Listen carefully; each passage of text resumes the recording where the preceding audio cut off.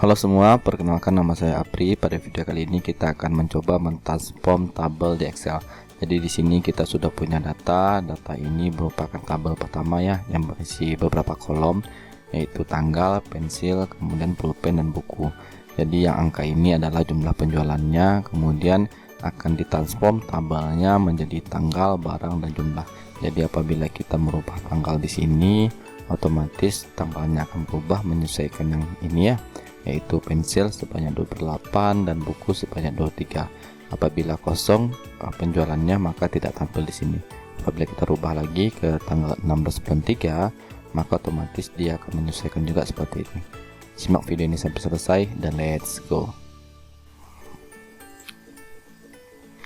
Untuk langkah awal kita gunakan fitur Power Query ya.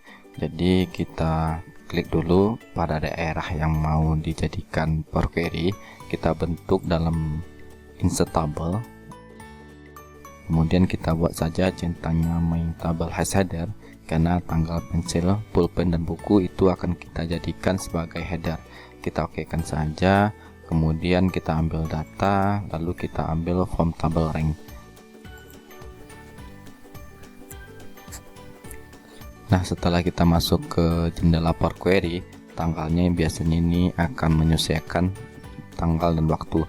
Bisa kita ubah, kita klik saja pada ujung di atas ini, maka kita ambil yang date saja dan kita replace current, maka akan tampil data saja. Kemudian kita akan membuat normalisasi sebuah tabel.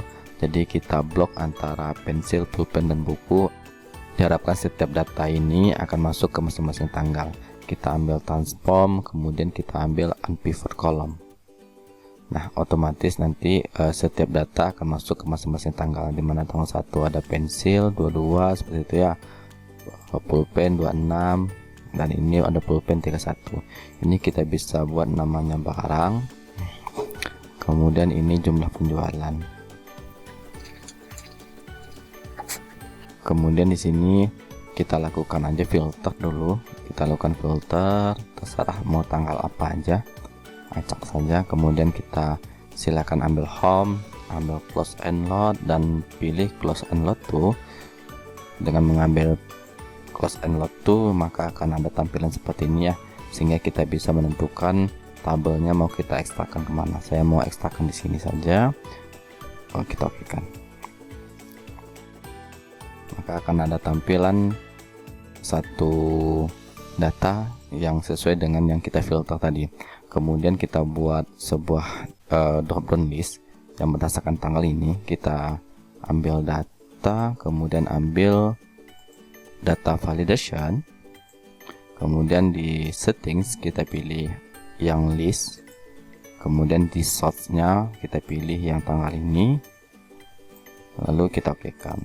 Otomatis nanti datanya akan membuat sebuah tanggal ya. Di sini karena formatnya dalam bentuk general, maka akan tampil seperti ini. Kita rubah Ctrl 1, kemudian kita rubah menjadi date, sehingga nanti akan tampil dalam bentuk date. Kita okekan, maka akan tampil dalam bentuk date.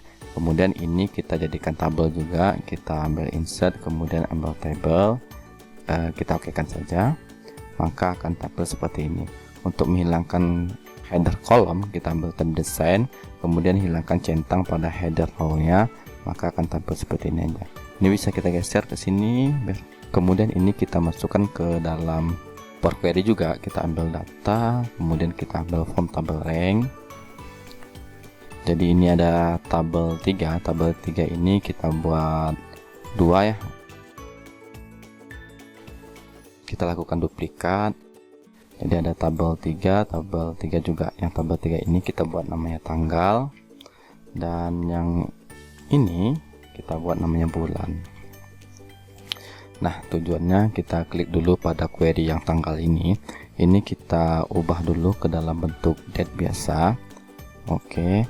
Kemudian kita ambil transform.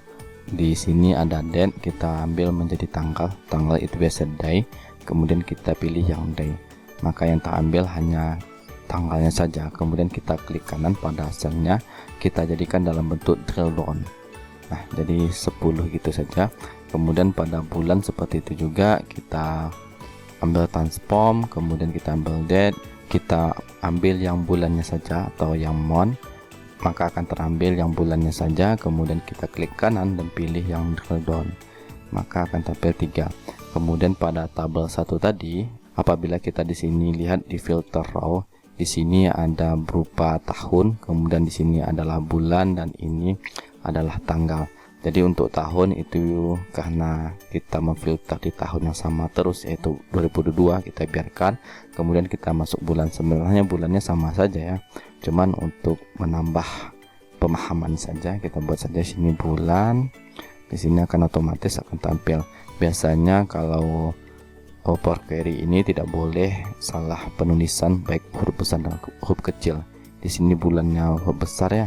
Nah, jadi bulannya karakter utamanya huruf besar, kita ikutin saja. Kemudian diikuti dengan tanggal. Nah, kita pilih yang tanggal ini, yang L-nya double ya, sesuai dengan ini. Oke, otomatis dia akan menyesuaikan dengan tadi. Kita close and load, kemudian pilih close and load to. Kemudian kita pilih yang only created connection, sehingga tadi tabel yang kita buat ini itu hanya terkoneksi saja, tidak kita ekspor. Jadi ada 3 tabel ya. Tabel pertama yaitu ini, kemudian tanggal dan bulan itu terkoneksi saja, sehingga apabila kita ubah ini menjadi tanggal 9/3, itu tidak langsung otomatis berubah ya, harus melakukan refresh dulu, klik kanan dan refresh, maka akan berubah pada tanggal 9/3, yaitu pensil dan buku dengan penjumlahan segini. Pensil dan buku tanggal 9/3, kita lihat yaitu ini ya, pensil dan buku udah sesuai.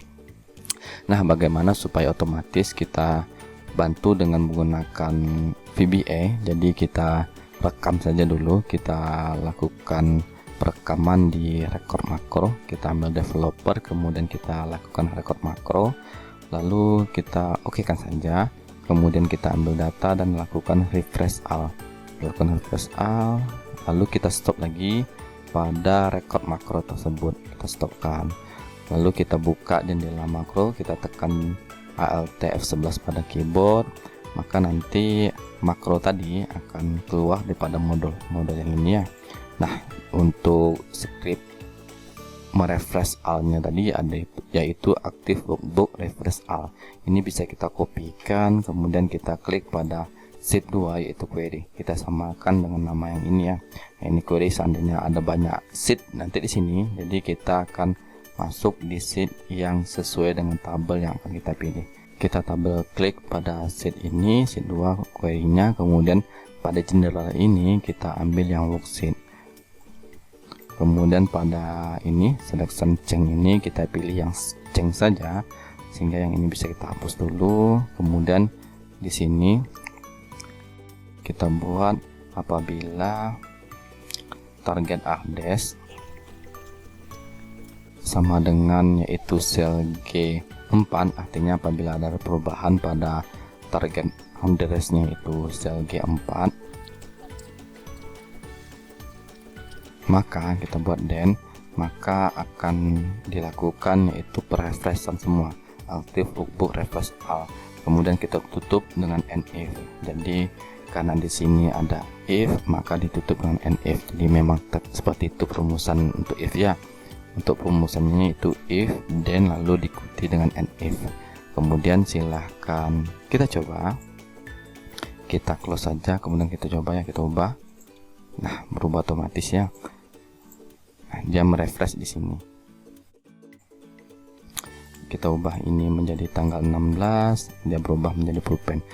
Karena kita menggunakan makro, maka filenya harus kita simpan dalam bentuk Excel yang mendukung makro. Kita tekan F12 atau save as, kemudian kita pilih pada save as tipe-nya, kita ambil yang Excel Macro Enable Workbook atau XLSM, yang bentuk ekstensinya kita save saja. Karena di sini ada 2 sebelumnya ya, kita buat aja ini yang kedua. Kita okekan. Nah, dengan seperti ini maka makro yang kita sudah buat atau kita simpan itu tidak akan berubah.